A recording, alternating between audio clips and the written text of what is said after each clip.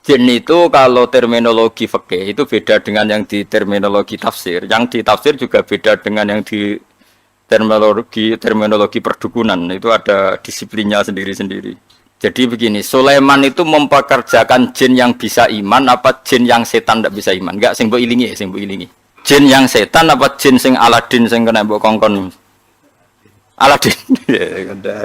Kalau dalam disiplin ilmu tafsir itu ada istilah satu nama itu bisa nama menjadi identitas, bisa nama disebabkan oleh satu unsur yang melekat pada dia. Terus unsur ini yang melekat kepada dia menjadi namanya. Ini bedanya jauh. Misalnya begini, ini contoh paling gampang. Kolbun, atine sampean bahasa Arab apa?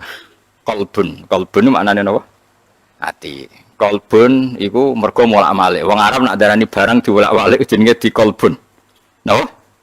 Dikolbun. Jadi misalnya HP tak wolak-walik jenenge dikolbu. Nah, berhubung ati molak-malik darani kolbu. Nah, nama-nama seperti ini riskan pada konteks tertentu. Misalnya begini, atine Rasulullah, atine para nabi, atine para wali kan gak pernah molak-malik, selalu konsisten dalam kebenaran. Karena nama itu hanya mengambil sekian sampel. Ya kayak hati-hatimu ini kan molak-malik. Nak pas dosa ya lali pangeran, nak pas nemu angis ya kayak lali dosa kumat-kumatan. Nah, ini kan gak berlaku pada Rasulullah, pada para nabi, tapi ya tetap jenenge kolbun. Padahal tidak ngalami molak-malik. Keyakinannya ahli fikih itu kan ada manusia bisa iman kan, ada jin bisa iman. Nanti ono surat nopo jin. Ada setan, iso iman enggak setan? Enggak. Lalu setan ini kategorinya ikut jin apa manusia? Jin. Kekoro. Maksudnya misanane apa midhoane apa turunane wis ngono ae. Setan mbek jin hubungane iku turunan apa kanca apa misanan? Apa demenane orang ngawur kok sembrono. Mergo ora tau akad nikah wae apa nih setan mbek jin hubungane apa Mas? Gak ora tau ya. Nah itu problem kita. Nah, caranya ngore problem itu adalah begini. Manusia dan jin sebagai nama identitas itu memang manusia bisa iman, jin bisa iman sebagai nama identitas. Tapi sebagai nama sifat darani setan mergo duraka ning pangeran. Manusa Allah nak duraka ya jenenge setan. Dan ini Quran pernah pakai istilah ini juga. Wa kadzalika ja'alna likulli nabiyyin aduwan syayatinal insi wal jinni. Setiap orang baik para nabi tak gawe duwe musuh. Musuh iku syayatinal insi wal jinni. Cek setan manusa, cek setan jin. Kayane ngaji te bodonan iku setan. Adol agama iku ya setan. Makanya kalau kamu punya perilaku setan kemudian kemudian auzubillahi minasyaitonirrajim terjemahannya ya. Lagi angin biasa wae. Ini kan disiplin ilmu. Kayak asu lho, sing darane asu piye? Hewan tertentu sing begitu jenenge asu. Kadang ndak perilaku tertentu sing kelakuane ngono ya asu. Sehingga kerkono ngakal wasu. Nah, itu resiko disiplin lughat. Mau tidak mau yang namanya bahasa itu nggak bisa menghindari itu. Sehingga zaman Abu Jahal urip, Kanjeng Nabi nak nyelok ya Fir'aun hadil ummah. Fir'aun umat iki yo Abu Jahal. Kalau ada orang perusak Nabi riyen nggih nak duka nggih Dajjal hadil ummah. Jadi sih Dajjal ya iki. Nama itu ada dua. Ada yang namanya ghalabat alaihil ismiyah, nama yang jadi diri karena jadi identitas. Ada nama yang diambil dari satu dua sifatnya kemudian identik. Lah ini yang riskan rubah-rubah, nggih, riskan rubah-rubah. Kayak gini loh, jin dan setan itu habitat yang berbeda. Tapi kadang setan oleh Allah disebut jin, tapi bukan dengan makna identitas, tapi makna sifat, yaitu makna unsur. Jin itu sesuatu yang enggak kelihatan disebut apa? Jin. Makanya orang gila disebut majnun karena masturul akli, akalnya ketutupan. Orang yang dalam kandungan bahasa Arabnya janin karena enggak kelihatan. Kan materinya kan jim nun mudhoaf. Malam hari disebut apa? Jin. Lain disebut falamma janna alaihil lail. Karena malam itu gelap disebut jin. Berarti ada berapa tadi? Manusia, jin sebagai ismiyah dan setan. Nah, setan itu apa? Setan itu maknanya apa? Setan juga bisa setan ismiyah, yaitu iblis dan turunan secara gen itu setan ismiyah, nama setan betul. Ada setan karena wasiat tukang rusak dunia. Lah iku kowe iso mlebu ning kono. Lah sing angger rusak ya setan, wong ra salat ya setan, pemabuk ya setan. Wah kowe. Jegoten tapi ada agama ya setan. Gayane khusyuk tapi ngedol agama ya setan. Iku sing dimaksud wa kadzalika ja'alna likulli nabiyyin aduwan syayatinal insi wal jinni. Yuhi ba'duhum ila ba'din zukhrufal qawli ghurura. Yang mereka itu saling melengkapi, saling mendukung untuk menciptakan satu kegaduhan agama. Iku setan manusa, setan jin ra iso. Setan jin ora iso molak-malik omong, setan manusa pinter. Dikaji Nabi tau ditamoni wong kafir. Wonge cerdas. Mat, nah ana wedhus mati sing mateni sapa mat? Nah kanjeng Nabi kan tiange lugu sae, Allah. Agamamu aneh, mat. Sing dipateni Allah langsung haram, sing diliwat manusa kok halal. Kudune sing dipateni Allah langsung orisinil iku kudune halal. Lha Sayyidina Ali cerdas-cerdas wong. Iku perkara ora tau dibuli. Ali jae sikile mangkat sitok. Diangkat wis Sayyidina Ali. Gak angkat sitok pisan.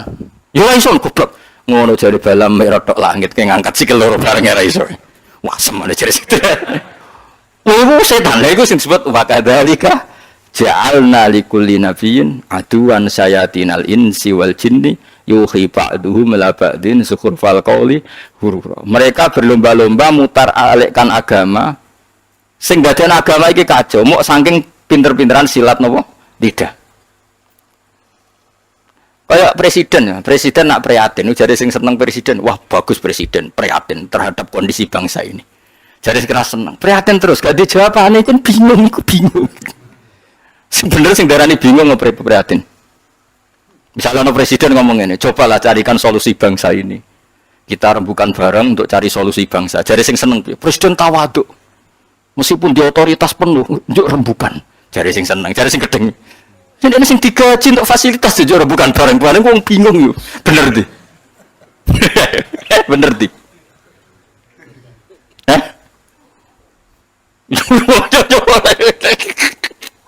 lari mati omongan di satu olah.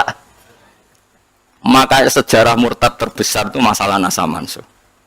Di Kanjeng Nabi urung tahu diingkari sebagian wong koyok masalah nasa mansuh. Nasa mansuh itu satu ketetapan hukum kemudian direvisi oleh hukum yang lain. Yahudi sewenang. Akhirnya sahabat sing awam, sing enggak pati terpelajar diparani Yahudi. Delok wong sing mbok nut itu. Hukum kok digoda ganti, mergo dekne bingung. Yukhillu yaman wa yuharrimu ukhra. Saiki muni halal, sesuk muni haram. Terus dadi masalah napa? Nasaman. Mulane ora ana tragedi murtad terbesar kaya peristiwa napa? Nasaman. Ben kira sejarah. Ya mereka mau, gara-gara pinter-pinteran ngomong yuriduna yudfi'u nurallahi biafahim, bahwa agama ini akan dikalahkan oleh cangkem-cangkem elek sing memusnahkan atau mematikan nur agama ini. Lah repote agama itu sing khusyuk ra iso mikir. Sing nyerang iso bolak-balik lidah, sing khusyuk ra iso mikir. Akhirnya dia jawab. Makanya semenjak itu terus ulama mendefinisikan nasa mansuh itu begini. Inqidha'u muddatil ibadah. Nasa mansuh adalah habisnya masa nopo? Ibadah. Memang masanya habis. Misalnya gini. Cah cilik bakal ngombe susu, kemudian wis tuwa dadi ngombe kopi. Itu nasa mansuh apa memang wis ra wayahe ngombe susu? Wis ra wayahe ngombe susu. Cah cilik dituntun, didulang. Terus suatu saat ora didulang. Terus kowe darani, "Ah wong tuane gak konsisten, dhisik didulang kok saiki ora." Wis tuwa bejo dulang. Nah, begitu juga nasa mansuh. Dulu Nabi itu lemah sekali di Mekah sehingga diharamkan perang. Ketika di Madinah boleh perang. Ya memang wayahe oleh. Dulu Nabi kon salat madhep Baitul Maqdis. Pancen wayahe kon salat Baitul Maqdis, setelah itu direvisi madhep Ka'bah. Ini bukan urusan evaluasi hukum enggak, tapi inqidha'u muddatil ibadah. Memang durasi itu sudah selesai. Ini penting saya utarakan. Karena kalau kamu nganggap nasa mansuh itu begini. Nasa mansuh itu jarang Yahudi. Muhammad punya ketetapan, bareng jangan-jangan ngerti nek iku salah terus dirubah. Lha iku sing dicekokkan di orang-orang sahabat sing lemah sehingga dadi domur murtad. Mulane salah definisi, salah omong itu bahaya. Karena nanti engko dibolak-balik napa? Dibolak-balik. Lha iku disebut wa idza badalna ayatam makana ayah, terus dikai jumlah muqtaridah wa wau a'lamu bima yunazil. Niku ajane waqaf. Qalu innama anta napa muftar. Jika satu ayat ketentuannya diganti ayat yang lain, itu menjadi ajang orang-orang kafir mengkritik Muhammad. Dianggap nabi iku napa? Gawe ketetapan hukum, terus getun atau ngevaluasi, kemudian dirubah lagi. Lah itu sing dadekno murtad. Makanya kita tidak boleh mendefinisikan nasa mansuh begitu, tidak boleh. Saya alhamdulillah ngajar tafsir di mana-mana. Termasuk ngajar di sekolah sarang itu saya berkali-kali, kamu jangan salah definisi. Kalau salah definisi itu repot. Itu tadi, nak mbok nasa mansuh adalah ibadah yang dirubah Allah karena satu maslahat. Kesannya kan Allah mengevaluasi. Mana mungkin Allah mengevaluasi? Allah sudah pirsa ning azali, nak kita akan ngalami seperti ini. Jadi gak perlu dievaluasi. Memang ada ibadah yang masanya selesai. Jadi ajane nasa mansuh nak angan-angan biasa. Waya Ramadan ya poso, kok Ramadan entek ya ora usah poso kan selesai. Anyaran Islam karena lemah ya ora usah perang, sedigo modal lho apa. Bareng ini Madinah kuat kok dilarani ya perang. Kan ya normal wae. Susahnya apa nganalisis nasa? Cah cilik ya normalnya cilik digandeng. Bareng setua. Buarno jorokno, setua kok Jawa. Gandeng. Itu nasa mansuh apa normal?